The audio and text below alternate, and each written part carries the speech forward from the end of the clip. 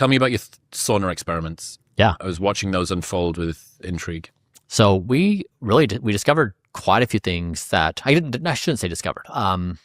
We found out quite a few things. So one is, for those who are new to sauna, dry sauna has the most evidence because you're trying to get your core body temperature up. And so infrared does not get hot enough, and wet sauna will basically burn you at the temperatures you need. So dry sauna is the right... Traditional dry sauna. Yep.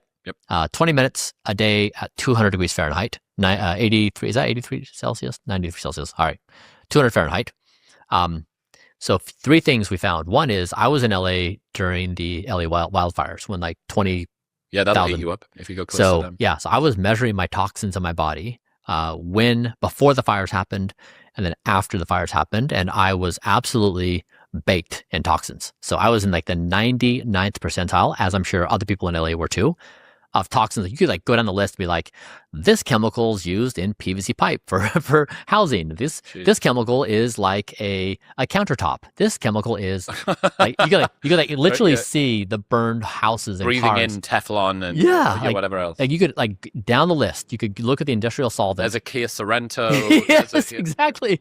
So my body was full of all these houses and cars that were burnt, and the sauna annihilated the toxins. It was remarkable. So that was cool. Okay. Two is we have been trying to get my microplastics down because microplastics live in the body, in the brain. And we were measuring microplastics in my blood and also my semen. And so microplastics hang out in the testicles, and that has all sorts of negative effects on testosterone, on fertility. You just don't want them hanging out there. So I had over a 90% reduction in my blood and my semen of microplastics. And that was a first in world demonstration of, no one had ever done that before. It's because the microplastics test is actually kind of hard to do, right? Exactly. Yeah. The test is hard, and no one had done semen before. No one had repaired blood and semen. Yeah. Yeah. Just hold, because this is fascinating. But you know why kitchen detergents say kills 99.999% of bacteria? Why? It's not because they're unable to kill more bacteria. It's that the testing tolerance only goes. Yeah, exactly. Then this kind of feels like not too dissimilar of the same. So one is we showed that sauna is a really efficacious detox protocol. Number two is we showed, we think sauna was the reason why my microplastics went down so dramatically. Cool. We relatively controlled across everything else. Exactly. It was very controlled. Like we didn't do any therapies in that time frame that were meaningful. And then three is I had really great improvements in my vascular markers. So it actually improved, even though I'm in really good health, it still had a measurable increase in my vascular markers. It increased my VEGF. This is you want VEGF in your body because it helps produce more capillaries and blood vessels. Like you want a higher level. It increased it by 400%, which was amazing. I had a dramatic drop of p-tau, which is a protein in the brain that leads to Alzheimer's. So if that dropped dramatically.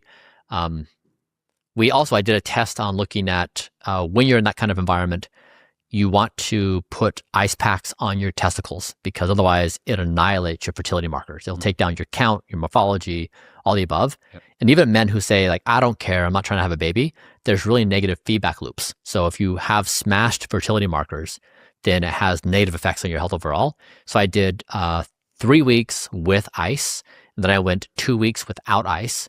In that 2-week window, I got smashed. So my fertility markers went down by 50%. The prices that you pay to uncover this stuff for the rest of us mere mortals. So I went back on ice, and I've been back on ice for 6 weeks now, and I got these results on my drive here. Okay, cool. Tell us. Yeah. So I'm going to go by memory. Yeah.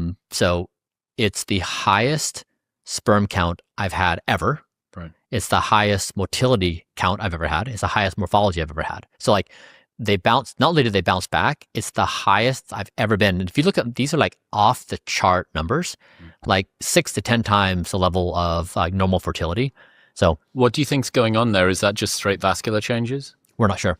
What do you think's going on? Come on, ballpark the mechanism for me. Have a play around. Yeah, I mean, I really need to deep dive into this more. Yeah, I don't know. It's a really big jump. And I've been doing hyperbaric oxygen therapy. We've been doing the sauna. we haven't done really any other meaningful therapy that could boost it.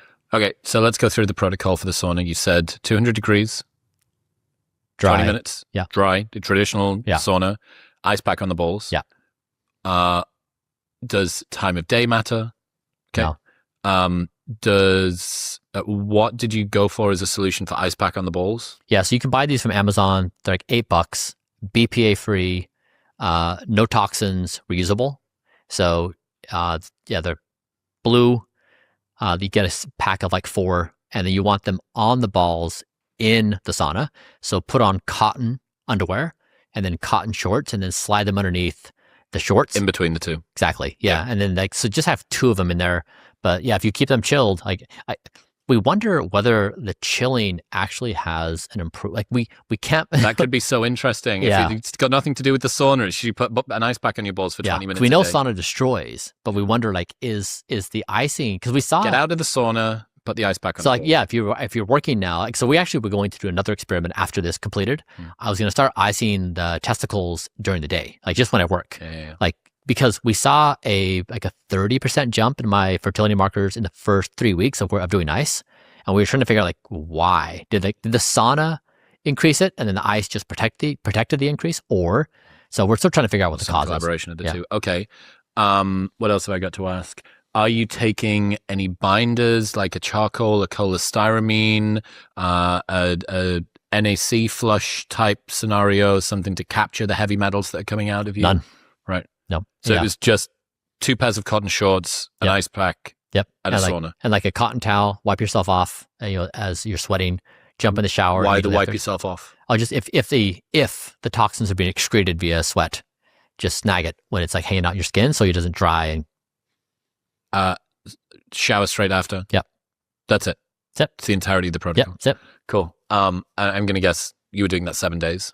Yeah, every day. Right. Yeah, and I do it after working out. So I go work out for an hour. Yeah.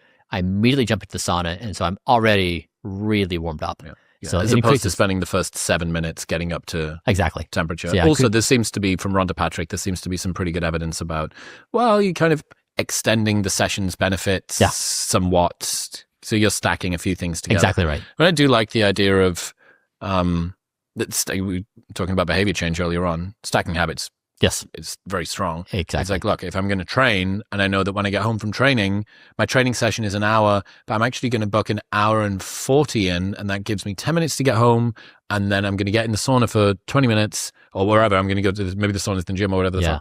And then it's going to give me 10 minutes for my shower, and then I'm done. And I've done both of these things, and I've done them in the right order. Yeah. I've done them together in that format. Anything else on sauna? Anything else? Initially, I did sauna in the morning. So in the first 2 weeks, it absolutely wrecked my sleep, destroyed it. From doing it in the morning? Well, I think just doing it, period. It's 200 degrees is a lot. Mm-hmm. It's really, really warm. I had never done sauna before, so I think it was just the adaptation time period. I'm fine now, but just note that there's initially an adaptation time period, and then 2 is I tried at night. Initially, it wrecked my sleep, but then I tried it after I had the adaptation period, and it boosted my sleep. So I found that there is some virtue in doing it before bed. So you just have to run the experiment. You have to see for you if it's going to improve sleep or not. Yeah, that also means that you're going to have to be training later in the day, which is not always necessarily. Yeah, exactly. If you pair those 2 things, exactly, because you don't want to exercise within 4 hours before bedtime. Yeah.